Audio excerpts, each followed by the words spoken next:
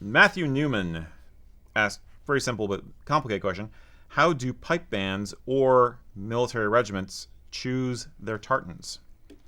Sometimes it's not really a choice, actually, but Military regiments, I'm not not really much of a sure. choice. Yeah, how they select them.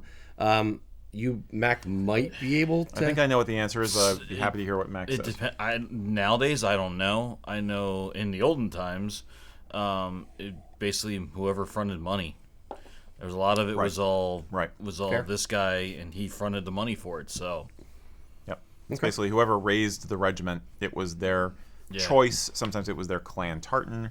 But Private Army, like the Murray of Athol is like coming to mind. I remember them walking through with the slightly different plaid color than kilt color. But yeah, that's There's a different. thing. They're special. Yeah. You mean the archers? Private Army. No. Or the Highlanders, the Yeah, yeah. Murray of Athol Highlanders. Yeah, Yeah. that's different.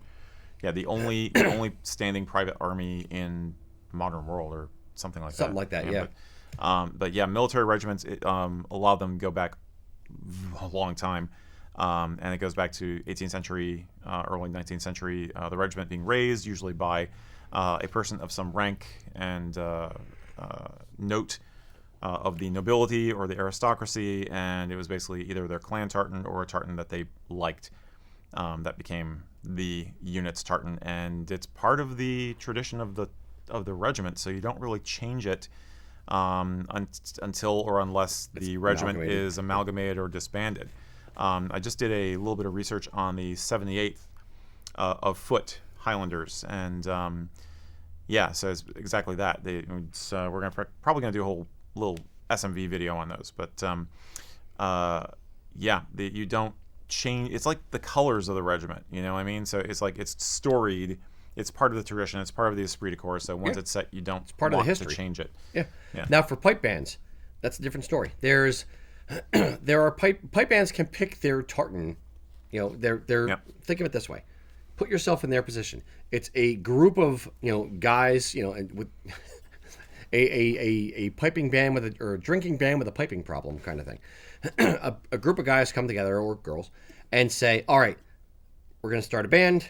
What tartan are we going to do? So there are different ways to go at it.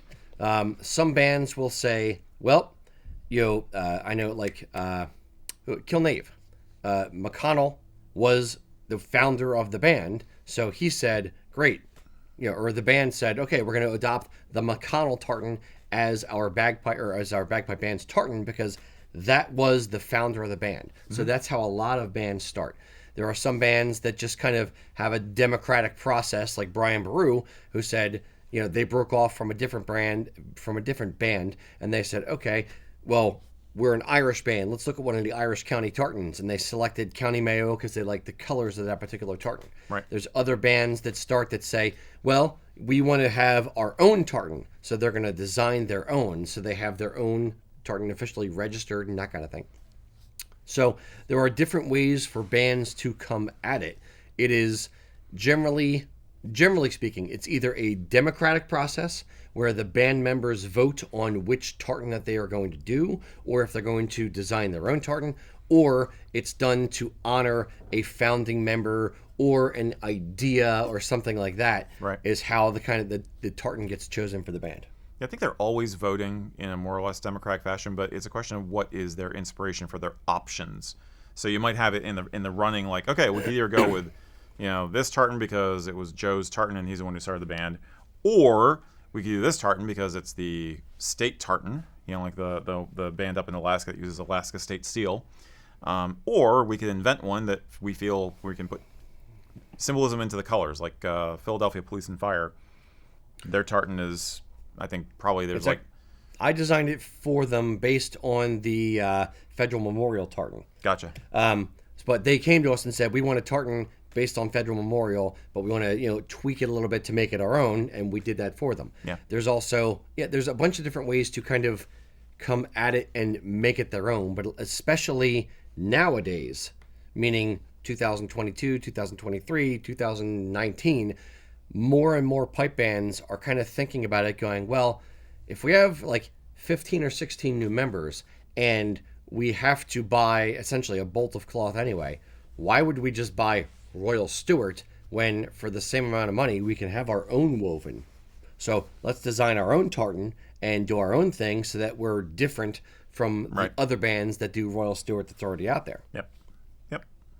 So yeah, it's a neat tradition, and it's a neat and well, even beyond that, some bands will say, especially if they don't have much money or the individual members are buying their own kilts, no, you buy your own tartan, and it's just kind of like a hodgepodge of different tartans on all the pipers. Right, and you get the rainbow effect. Yep. Yeah. There's Collingdale that was police and fire who wore our law enforcement and our firefighters tartan together.